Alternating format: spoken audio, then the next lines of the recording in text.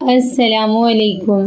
بنت مومن اردو سٹوریز میں آپ سب کو خوش آمدید۔ آج جو میں کہانی آپ کو سنانے جا رہی ہوں وہ حقیقت پر مبنی، دل کو دہلا دینے والی محبت کی انتہائی عبرتناک کہانی ہے۔ مروہ بیٹے، کپڑے دھو لو، آج اتوار ہے، تمہیں معلوم ہے نا کل تم نے مدرسے جانا ہے۔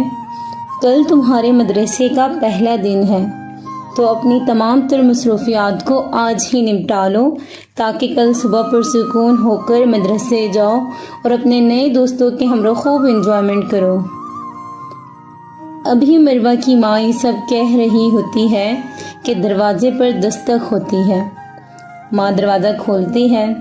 دروازے پر دستک دینے والا مروہ کا سب سے بڑا بھائی شاہد تھا۔ مغرب کے ٹائم اپنے کام سے تھکا ہوا آیا تھا۔ آتے ہی شاہد نے سلیم کے متعلق والدہ سے پوچھا، اماں سلیم کہاں ہے؟ والدہ نے کہا، بیٹا سلیم اپنے دوستوں کے ہمراہ آج کرکٹ کھیلنے گیا ہوا ہے۔ آج ان کا دوسرے بچوں کے ساتھ کرکٹ کا مقابلہ تھا۔ سلیم دراصل شاہد کا چھوٹا بھائی تھا جو ابھی سیکنڈ ایئر میں تھا۔ مروہ سلیم اور شاہد کی اکلوتی بہن تھی، وہ ان دونوں سے چھوٹی تھی۔ سلیم اور شاہد مروہ سے بے انتہا محبت کرتے تھے۔ اپنی بہن پر آنے والی ذرا سی تکلیف بھی ان کے لیے قابل برداشت نہ تھی۔ شاہد کے والد مروہ کی پیدائش کے 1 سال بعد ہی فوت ہو چکے تھے۔ مروہ کے والد ایک کاروباری شخص تھے۔ ان کے انتقال کے بعد ان کے بڑے بیٹے شاہد ان کے کاروبار کو سنبھالتا، جس سے گھر کے اخراجات بآسانی پورے ہو جاتے۔ ابھی 10-15 منٹ ہی گزرے تھے کہ سلیم کرکٹ کھیل کر گھر واپس آیا، ہاتھ میں ٹرافی پکڑے، بہت ہی زیادہ خوش۔ شاہد نے اس کا بگڑا ہوا حلیہ دیکھا تو سلیم کو ڈانٹنے لگا۔ آخر شاہد اب اس گھر کا سربراہ تھا، اگر وہ بھی ان پر سختی نہ کرتا تو پھر کون کرتا؟ ماں یہ سوچ کر کہ بچوں کے درمیان بحث بڑھ نہ جائے تو انہوں نے بچوں سے کہا، چلو بچوں یہ بحث بند کرو اور کھانا کھاؤ۔ والدہ کی بات سنتے سارے ہی بچے کھانے کے لیے بیٹھ گئے۔ اسی دوران سلیم نے اپنی امی سے کہا، اماں تجھے معلوم ہے ہمارے سامنے والا گھر جو پچھلے 10 سالوں سے بند پڑا ہوا تھا، آج میں نے اس کے سامنے ایک نوجوان لڑکے کو کھڑا ہوا دیکھا۔ لگتا ہے کہ ہمارے نئے پڑوسی آئے ہیں۔ میں اس کے پاس گیا اور میں نے اس سے پوچھا کہ آپ لوگ نئے آئے ہوئے ہیں؟ تو اس نے مجھے کہا، جی میں ادھر اکیلے ہی اپنی پڑھائی کے سلسلے میں آیا ہوں، میرے گھر والے 5-6 ماہ کے بعد آئیں گے۔ ابھی سلیم اپنی اماں کو یہ ساری باتیں بتا ہی رہا تھا کہ شاہد نے کھانے کے دوران باتیں کرنے کی وجہ سے اسے ٹوکا۔ سارے کھانا کھانے لگے۔ اگلے ہی روز مروہ خوشی خوشی مدرسے سے واپس آ رہی تھی۔ وین والے نے اسے گھر کے دروازے پر چھوڑا۔ ابھی وہ اتر ہی رہی تھی کہ اس کی سرسری سی نظر سامنے کھڑے اس لڑکے پر پڑی جو اسے بغور دیکھ رہا تھا۔ مروہ یہ سب دیکھ کر گھبرا گئی اور فوراً گھر میں داخل ہو گئی۔ اس وقت مروہ عبائے میں تھی۔ اس لڑکی کی نظریں گویا اس کو تلوار کی مانند محسوس ہو رہی تھی۔ مروہ یہ سب دیکھ کر بہت زیادہ گھبرا گئی۔ ایک نیا چہرہ تھا جو آج سے پہلے اس نے اپنے محلے میں نہ دیکھا تھا۔ گھر جاتے ہی مروہ نے دوپہر کا کھانا کھایا۔ اتوار کی شام دھوئے ہوئے کپڑے جو ابھی خشک ہو چکے تھے چھت پر سے اتارنے گئی کہ جب اس کی نظر سامنے گھر پر پڑی تو وہی لڑکا ٹیرس پر کھڑا ہو کر انہی نگاہوں سے مروہ کو بغور دیکھ رہا تھا۔ مروہ کے گھر کا ماحول بہت سخت تھا۔ وہ دوسرے لوگوں کے مانند آزاد خیال نہ تھے۔ بھائیوں کی سختی کی وجہ سے ہی بہت مشکلوں سے اسے مدرسہ پڑھنے کی اجازت ملی۔ مروہ کے لیے یہ سب کچھ بہت نیا تھا کیونکہ اس نے زیادہ تر وقت گھر پر اپنی امی اور بھائیوں کے درمیان ہی گزارا تھا، اور اب اسے مدرسہ پڑھنے کی اجازت ملی تھی۔ ان کے گھر کے ماحول میں زیادہ سختی ہونے کی وجہ سے نہ ان کے گھر پر کوئی آتا جاتا، نہ ہی مروہ اپنے دوسرے رشتہ داروں کے گھر آتی جاتی۔ یہی وجہ ہے کہ سامنے کھڑے اس شخص کی نظریں اس کے لیے بہت ہی غیر مناسب محسوس ہو رہی تھی کہ کسی شخص کا اس کے لیے یوں کھڑے ہو کر اسے ایسے دیکھنا، اس کے لیے یہ سب کچھ بالکل نیا تھا۔ وہ ان سب معاملات سے پہلے کبھی نہ گزری تھی۔ شاید اس کی وجہ اس کی وہ نو عمری تھی جو ابھی بچپن کی عمر سے نکل کر جوانی کی سیڑھی پر قدم رکھ رہی تھی۔ مروہ کے دل میں ان سب معاملات کی وجہ سے اٹھنے والے جذبات کچھ نئے سے تھے۔ وہ اپنی اس پہلی نظر کو جب اس نے نعیم پر ڈالی تھی اسے یاد کرتی تو یکدم اس کے دل کی دھڑکن تیز ہو جاتی۔ کئی دن گزر گئے۔ نعیم اسی طرح کبھی اپنے گھر کی ٹیرس پر، تو کبھی گھر کی چھت پر، تو کبھی اپنے گھر کے سامنے کھڑے ہو کر مروہ کا انتظار کرتا۔ مروہ مینٹلی شاید ابھی ان سب معاملات کے لیے تیار نہ تھی، کیونکہ اسے معلوم تھا کہ اس کے گھر والے بہت زیادہ سخت ہیں، وہ ان سب کو نہیں مانیں گے۔ شاید نعیم کے دل میں مروہ کی محبت گر گئی تھی۔ روزانہ نہ چاہتی ملاقات نے کئی حد تک مروہ کے دل میں نعیم کی محبت پیدا کر دی تھی۔ ایک دن نعیم چھت پر آیا اور مروہ سے اظہار محبت کیا۔ مروہ یہ سب سن کر بہت گھبرا گئی اور گھبراہٹ میں وہ فوراً وہاں سے چلی گئی۔ اسے کچھ یاد نہ رہا کہ نعیم نے اسے کچھ کیا کہا اور کیا نہیں، بس اسے اپنی وہ گھبراہٹ یاد رہی جو نعیم کے کچھ سرسری سے الفاظ سننے کے بعد اس کے پورے جسم کو گھیر گئے۔ نعیم بھی یہ سب دیکھ کر کسی حد تک پریشان ہو گیا کہ آخر مروہ کو یکدم کیا ہوا۔ میں نے تو اس سے صرف اپنے اظہار محبت ہی کی ہے۔ کئی دنوں تک نعیم یوں ہی چھت پر انتظار کرتا رہا۔ آخر کار اسے ایک دن مروہ مل ہی گئی۔ اس نے دوبارہ مروہ سے اپنا اظہار محبت کیا۔ جب مروہ نے نعیم کے منہ سے دوبارہ وہ سب کچھ سنا تو اس کی محبت کے جذبات انتہائی طاقتور اور عمیق ہو گئے۔ نعیم بظاہر اچھے اور کھاتے پیتے خاندان سے معلوم ہوتا تھا۔ اس کی پرسنالٹی ایسی تھی کہ کوئی بھی لڑکی اس کی طرف اٹریکٹ ہوئے بغیر نہ رہتی۔ دراز قد، خوبصورت آنکھیں، نعیم میں ظاہری طور پر ایسی کوئی کمی نہ تھی۔ دوسری طرف مروہ بھی کچھ کم نہ تھی۔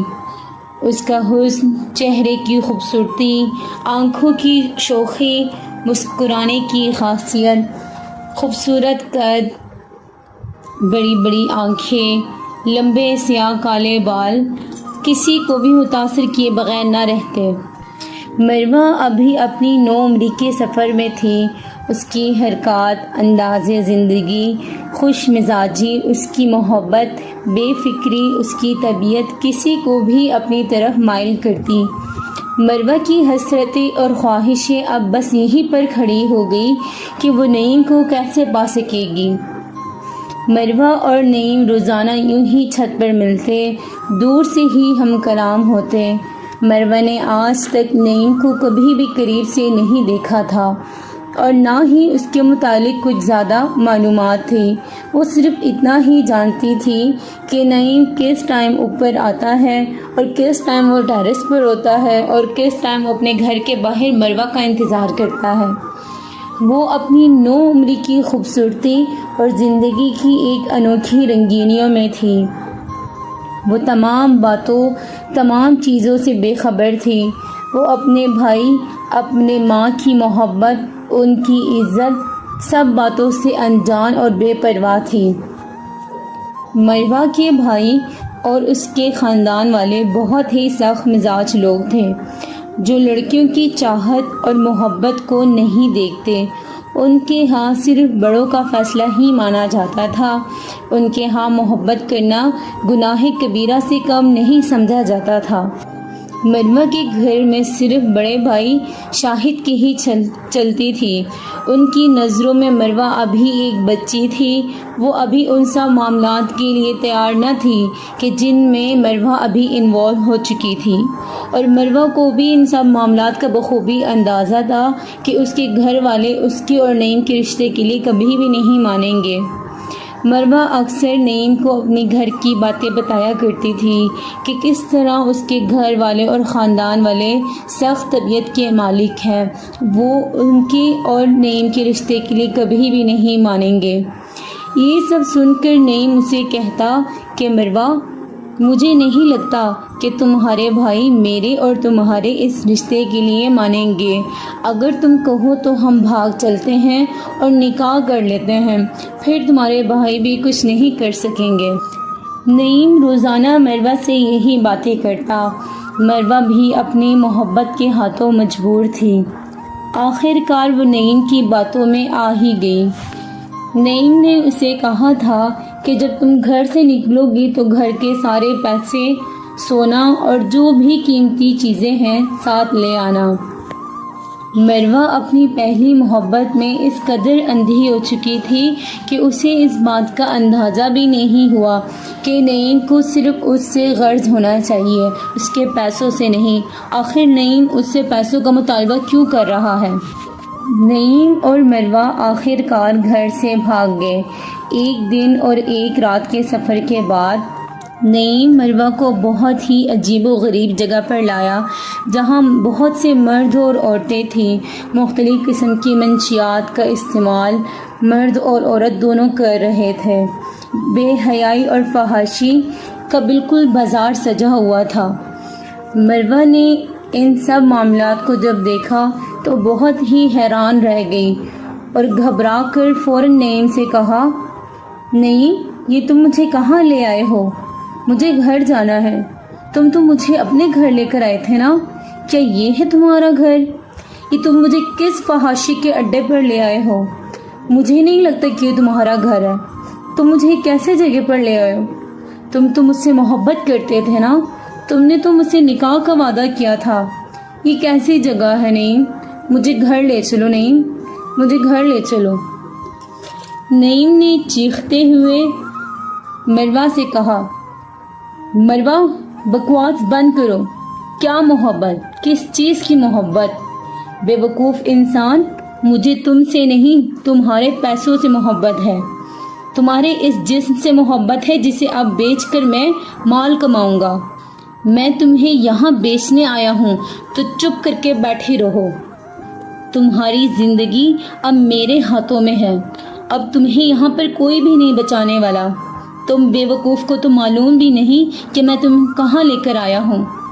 یہ سب کچھ تب سوچنا تھا جب میں تمہیں گھر سے بھگا رہا تھا، ابھی ان سب معاملات کا کوئی فائدہ نہیں۔ مروہ بیچاری رونے اور پیٹنے بیٹھ گئی۔ مروہ کو کسی صدیق نامی آدمی کو بیچ دیتا ہے۔ صدیق مروہ پر ترس کھا کر اس کے حسن سے متاثر ہو کر اس سے نکاح کر لیتا ہے۔ صدیق جیسا بھی تھا، نعیم سے کئی گنا بھلا شخص تھا۔ ادھر مروہ کے بھائی اور خاندان والوں نے مروہ کی تلاش میں دنیا ادھر سے ادھر کر دی تھی۔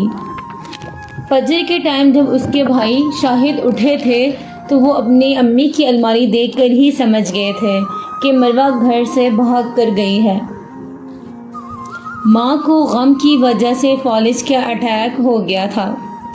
شہر میں ایسی کوئی جگہ نہ تھی جو انہوں نے مروہ کی تلاش میں چھوڑ دی ہو۔ انہوں نے مروہ کی ہر جگہ تلاش کی، چھان بین کی، پولیس میں بھی رپورٹ درج کروائی، لیکن مروہ کا کہیں پتہ نہ لگا۔ یوں دیکھتے ہی دیکھتے 2 سال گزر گئے۔ مروہ کے بھائی آج تک اس کی طرف سے دی گئی اذیت، دکھ اور تکلیف کو نہیں بھولے تھے۔